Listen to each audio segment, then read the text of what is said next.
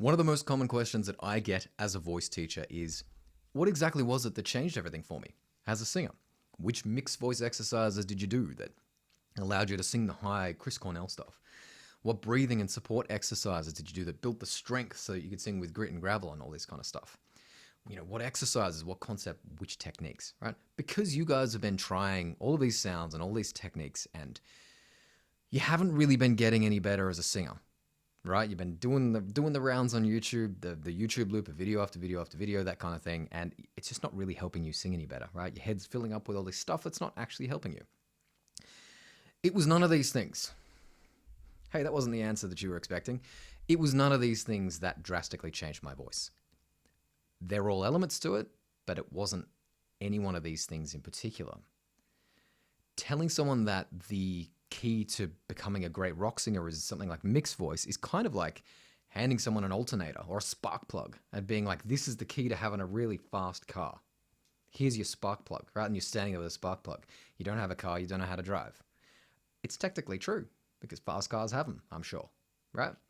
Same thing as, handing someone a light bulb and being like, right, if you want to see in the dark at night, you're going to need one of these things. And you're standing there holding a light bulb and no light comes on, right? It's technically true, right? But not really. It's an element of the machine. It's an element of the engine. It's really not the whole story. And that's what each one of these techniques really is. It's different parts of the engine that may or may not be working that well, and they're designed to basically tune up that part of the engine, right?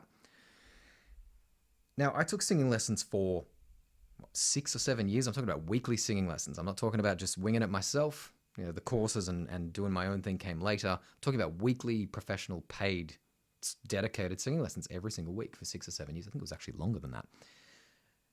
And I didn't really get any better. I went to classical teachers, opera teachers, pop teachers, whoever would have me, basically. Whoever I could afford, really. It's probably more important. But I didn't really get any better. And it was very, very frustrating. And I really feel for you if that's you, right? This video is definitely for you if that's how you're feeling. You've bought courses, you've taken lessons, you've been on the YouTube loop, but you're just not getting any better. And this video is for you because that was also my experience learning how to sing. And I'm going to give you a solution to this. Now, the thing that changed absolutely everything for me as a singer, drastically, over a fairly short period of time, was not mixed voice, was not vowel modification, it wasn't support, it wasn't any of these things. It was all of them, but none of them. All through that time of taking singing lessons, the weekly singing lessons for such a long time, tens and tens of thousands of dollars, but I try not to think about that. I was trying to generate a better sound, which makes sense, right? That's probably what you're trying to do as well, right? The sound you're making is crap and you want to make a better sound, right? That's really not how improving your voice works though. In my experience, I've found that how you receive the sound is much more important than the sound you're generating. You are likely, if you've been at this for a little while, you are likely already generating every sound you'll ever need to have many octaves of range and freedom and power, the voice of your dreams. However, you simply don't receive those sounds in the right way. So either don't come out, or your voice breaks, or you blot your voice, right? You've got this conflict of interest in the sound you're making to the sound you're receiving, right? Really, really easy way to demonstrate this. Let's take two diametrically opposed sounds, right? We'll take an Italian air sound, an A sound, right? Lee, like the word hey, right? Lee, hey, this kind of sound. Now, the center of the tongue is fairly close to the alveolar ridge behind the teeth, so it receives a high frequency in the front of the mouth. You still with me? Pretty easy stuff, right? High frequencies are fast, so they need a small space, right? So they can resonate. You receive that bright sound in the front of that front vowel. It's larger in the back. It's something like 500 hertz. So 1.8 and 500 hertz, something like that. Now, if we sing the opposite sound, an a back vowel, la, hat, like the word hat or cat, right? So hey and hat. Hey, completely opposite vowels, right? Not really. They are basically the same sound. A vowel is small in the front, large in the back. But your back vowel is small in the back, about 1.5K, and about 800 hertz in the front. Feel free to correct me on the numbers. That's not what we're here to do. I'm making one sound and receiving it in two different ways. I'm making one sound here.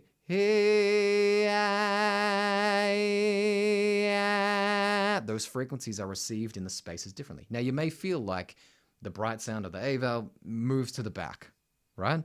That's fine. That's just how your brain's filling in the dots. It's actually two separate sounds. It's just where the small formant is, or the smallness, the size of the formant changes in both these vowels. So you perceive that ping in the vowel is moving. It's not really. You're going, hey, so the A vowel is actually smaller in the back, right? Really, really simple. You just discovered what it took me almost a decade of vocal training to discover. Honestly, maybe I'm just really, really slow. This has been an absolute game changer for me. It's a very basic demonstration of, but this is what's going on with your voice with different sounds. If you feel like some of your vowels suck, you can't get certain words out, you don't have a certain range within your voice, you can't sing above an F4, something like that. It's because of how you receive the sound, not because of how you generate the sound, most likely. There is obviously an element of that as well. It's all different elements. The same goes for singing songs, right? Say I'm singing something which is, kind of mid-range, right? In your house I long to be, row by row, patiently I'll wait for you there, like a stone I'll wait for you there, alone, right? I'm not actually generating different sounds at the top. I'm receiving it. Alone. And me receiving that sound differently allows the vocal folds to vibrate faster and for that pitch to be received within the vowel, right? It's all about how you receive the sounds. This was such a game changer for me, right? If you hope you're still following. Pretty simple stuff, but I get it. It's a lot, right? Say we want to do it, a more extreme example of that, right? Everyone but me wants to sing Man in the Box, right? Fire, yeah, my eyes, Jay. This is just a received sound. It's not really that different to my speaking voice, as freaky as that is, right? Jesus